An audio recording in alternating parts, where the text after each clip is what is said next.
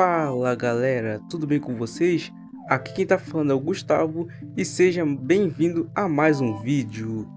Imagina só, você acompanha uma obra como por exemplo nesse vídeo, um anime ou mangá que começa bem, vai progredindo bem, aí vem o clímax e a gente pensa que vai terminar muito bem, com aquele final bem satisfatório, mas do nada vem um banho de água fria. Aqueles finais que tinham tudo para serem bons, mas que foi um gosto amargo e o autor decidiu fazer o final de qualquer jeito, assim revoltando muitos fãs. E nesse vídeo eu vou falar sobre os piores finais de animes e mangás, mas claro, na minha opinião, já que eu estou falando de finais de anime, é claro que esse vídeo vai ter spoilers por sua conta e risco, ou melhor, para o seu próprio bem. Mas antes de começar o vídeo, se você gostar desse vídeo, deixa o like. Se você é novo no canal, ativa o sininho, se inscreva no canal e, sem mais delongas, vamos logo pro vídeo. Vamos começar logo com um dos responsáveis por essa lista. Para quem não sabe, Boku no Hero segue a história de Midoriya, um garoto sem poderes em um mundo onde todos têm poderes, que são chamados de quirks ou individualidades, onde ele acaba recebendo o One for All, o poder do All Might, que é o maior dos heróis. E aí nessa história, a gente acaba acompanhando a trajetória do Midoriya para se tornar o maior dos heróis, já que em uma narração futura lá no início do mangá, o Midoriya fala com essas letras: essa foi a história de como eu me tornei o maior dos heróis. Aí depois daquela batalha final com ele contra o Shigaraki, que ele acaba perdendo os poderes para derrotar o vilão, aí chega com uma frase no final falando simplesmente o contrário, falando que todos são os maiores dos heróis. Isso não faz o menor sentido. Não existe esse negócio que todos são os maiores dos heróis. Só pode existir um só. Só pode existir um maior dos heróis. É que nem, por exemplo, nos esportes. Sempre vai ter um maior no esporte. Vamos pegar, por exemplo, o futebol. Por exemplo, o Pelé. O Pelé é o maior jogador do planeta.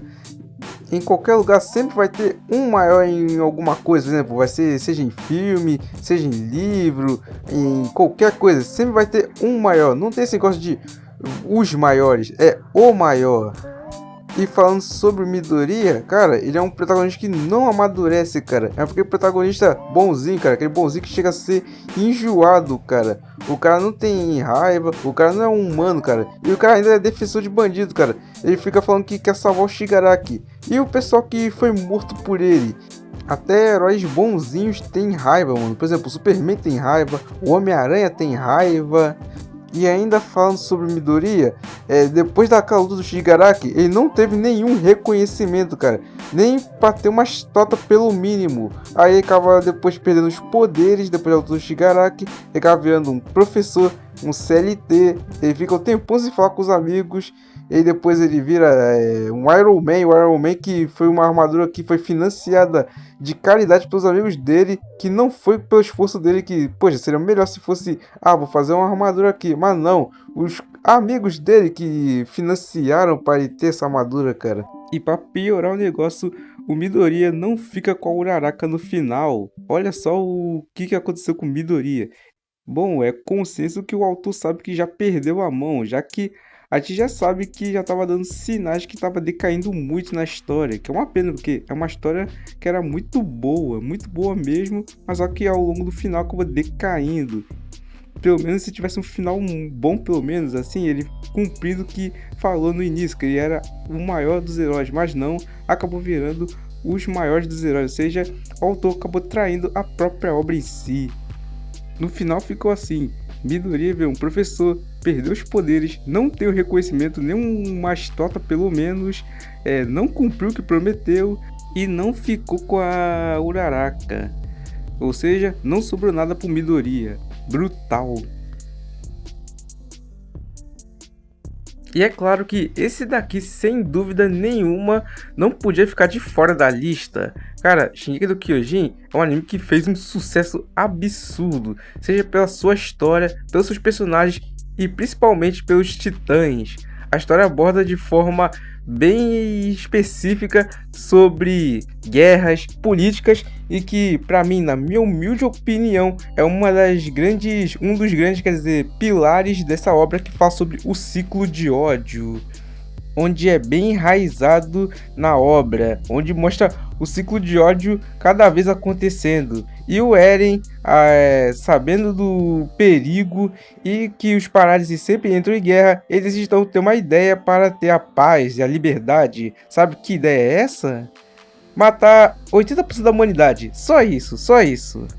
Assim, o protagonista acaba se tornando vilão, mas é claro que na verdade ninguém é herói, todos são vilões, que nessa história não tem nenhum herói, mas a gente pensa que é herói por ser o protagonista. A gente vê logo a queda do Eren, principalmente do time skip, que convenhamos, a qualidade caiu muito, muito, mas apesar disso, teve seus melhores momentos, sendo eles o clímax, a batalha final, onde os Paradis e os Marleyanos se unem para acabar com o Eren, para impedir esse genocídio que ele está tramando. Mas aí, quando o Eren é finalmente morto, principalmente pela Mikasa, vem uma das cenas mais cursed, onde ela beija a cabeça decepada do Eren. Cara, eu não duvido que o Isayama tenha se inspirado em School Days para fazer essa bizarrice. E também tendo esse negócio de viagem no tempo, onde o Eren acaba ganhando esse poder de viagem no tempo, que a gente acaba descobrindo através de um plot twist que o Titã que devorou a mãe do Eren foi mandada pelo Eren do passado, futuro. Sim, ele mesmo causou a história do Shingeki no Kyojin. Cara, é cada plot twist horroroso, cara. E uma coisa que me decepcionou muito, e também muito a fandom, foi a história da Ymir Fritz. E, cara, a história da Ymir é tudo mal feita, cara. Parece que o autor escreveu tudo de qualquer jeito, sabe? Pra não ser específico, pra ficar naquela mente, tipo, imagina o resto aí. Aí fala que ela fazia parte do vilarejo, que ela era mal vista, que ela tem cara de mosca morta, de morta-viva. A gente não sabe se ela era escrava. Não, o Isayama não mostra o que ela é, se ela era escrava assim, porque já mostra ela já mais velha, já não mostra a história toda dela. Ela fica com essa cara de Vandinha desde bem antes que ela foi escravizada, porque daqui a pouco tem a parte que ela fica escravizada. Até que o vilarejo e aquela velhinha que ninguém sabe quem é, como a cuida da Ymir, é morta, o vilarejo é atacado e assim a Ymir vira escrava. E aí corta a língua da Ymir, a Ymir que já não falava, mas tudo bem. E aí os escravos que também maltratavam ela, que tava nem aí pra ela, aí o rei manda caçarem ela e ela acaba morrendo. E aí ela é jogada na água e tem aquela minhoquinha lá, aquela minhoca meio larva, gruda nela e assim acaba virando uma titã. A titã fundadora. Então, e aí? Ela se vingou? Ela vai destruir tudo? Não. Ela volta a ser escrava e é pau-mandada do rei que mandou matar ela. Sim, ela vira um pau-mandado do rei que mandou matar ela e teve a língua cortada por causa dele. Praticamente ela virou uma arma de guerra dele. Ele ainda tem filhos com ele e ainda salva ele de ser morto por uma lança. Cara, é ridículo o que fizeram com a Ymir, cara. Sem dúvida, é uma das piores coisas, mano. No Shingeki no Kyojin, uma das maiores decepções pra mim. E falando do plano do Eren de destruir 80% da humanidade, cara, o Eren tinha o poder do Titã Fundador, principalmente sair do tempo, cara. Ele tinha ter visto várias possibilidades, mas não, preferiu a pior delas, que é o estrondo, que é para causar o 80% da extinção da humanidade. E o Armin pergunta se não tinha outro jeito.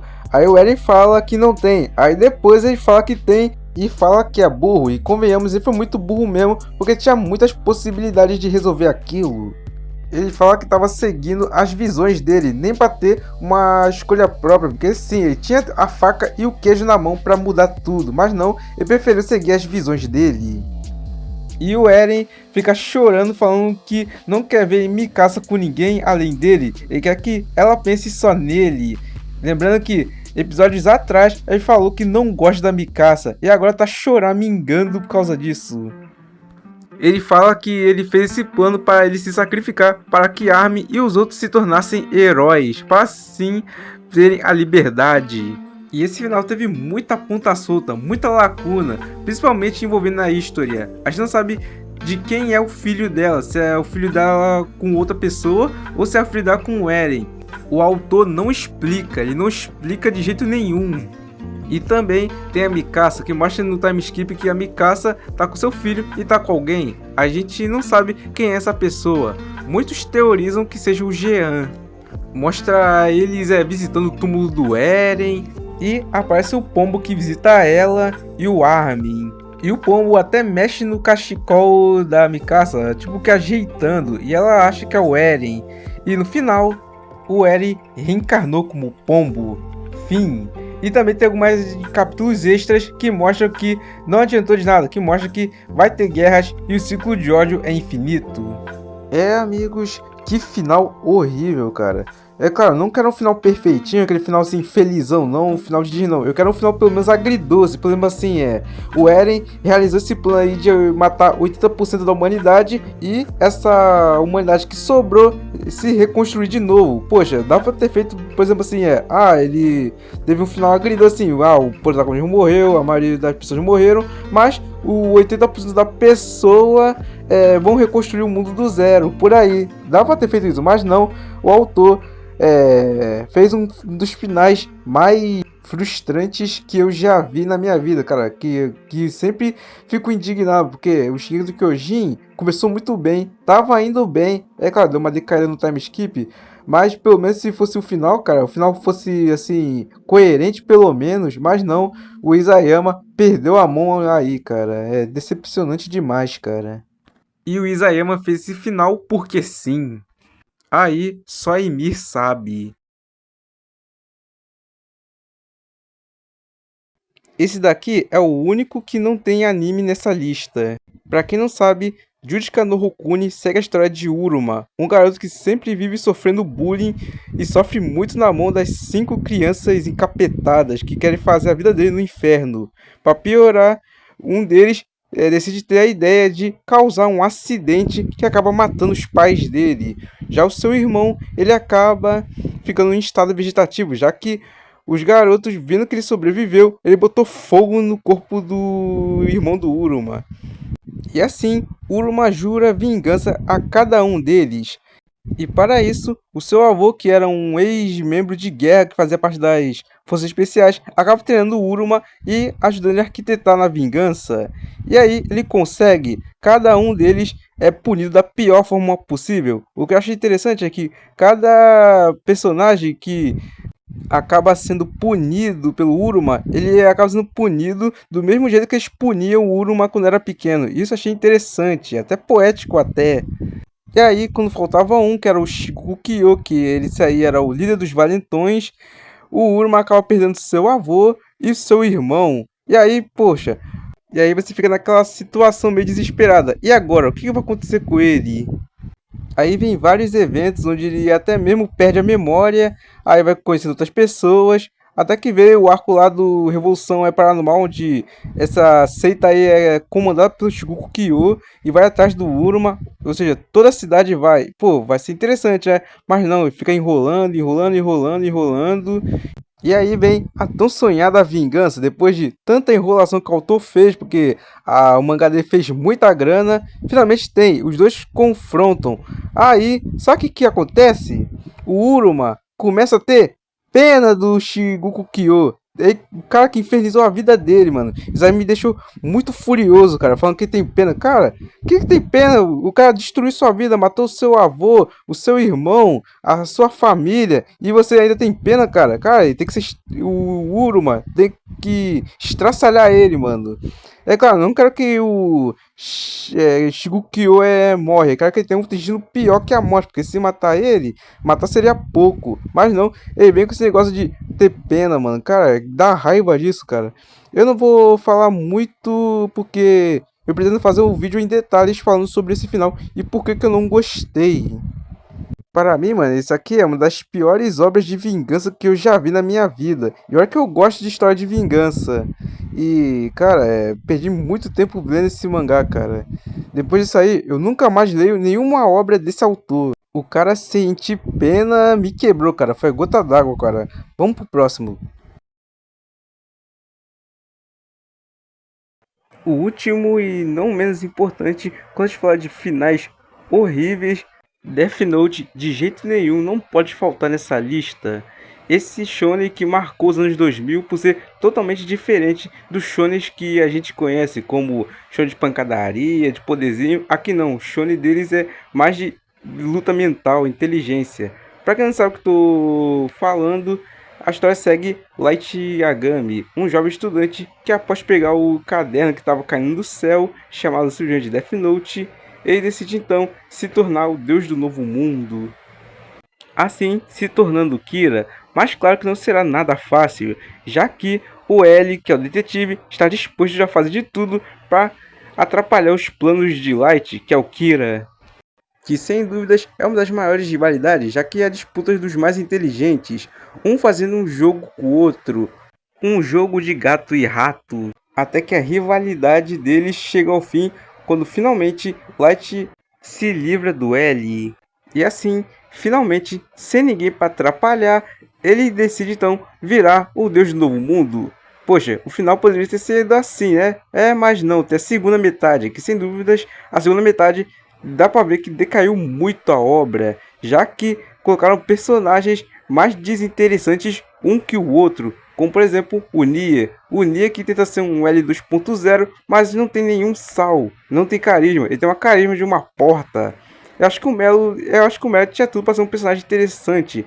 Ele tem carisma própria, personalidade diferente do Nier, mas só que o roteiro não aproveita ele. Só coloca o Melo como se fosse uma escada, um empecilho, uma pedra no sapato do Kira. E falando no Kira, ele acaba tomando atitudes muito duvidosas na segunda metade, que faz a gente questionar a nossa inteligência, se ele é mesmo inteligente mesmo, porque é cada decisão que o Light toma que chega a ser ridículo. Até que veio o final, onde o Kira foi encurralado e Nia descobre que ele é o Kira. E aí ele começa a coringar e revela mesmo que é o Kira. E encurralado, tenta escrever o nome, mas acaba sendo baleado e sendo encurralado e acaba fugindo. Mas aí Ryuki acaba matando Light, escrevendo seu nome, e assim Light acaba morrendo e fim de anime. Mano, que final horrível, cara. Cara, poderia ter terminado de outra forma, cara. Por exemplo, ele vencendo seria muito massa, mano. Imagina só, ele que acabou com o L, que é o único obstáculo dele. Aí pronto, já acabei com o L e ninguém mais suspeita que eu sou o Kira. Eu posso ser o Deus do Novo Mundo? Enfim, poderia ter terminado assim, mas não, preferiram estender até ficar sem graça, até perder a qualidade.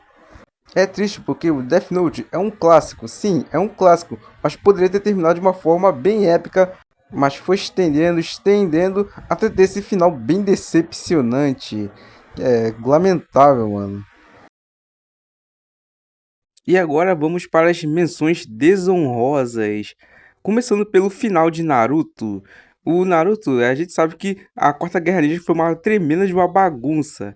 Mas o que conseguiu piorar mais ainda foi o arco da Kaguya. Porque veio do nada. A gente pensando, poxa, o Madara tinha tudo pra ser um boss final, mano. Tinha tudo, mas não. Kaguya. O Kishimoto meteu a Kaguya.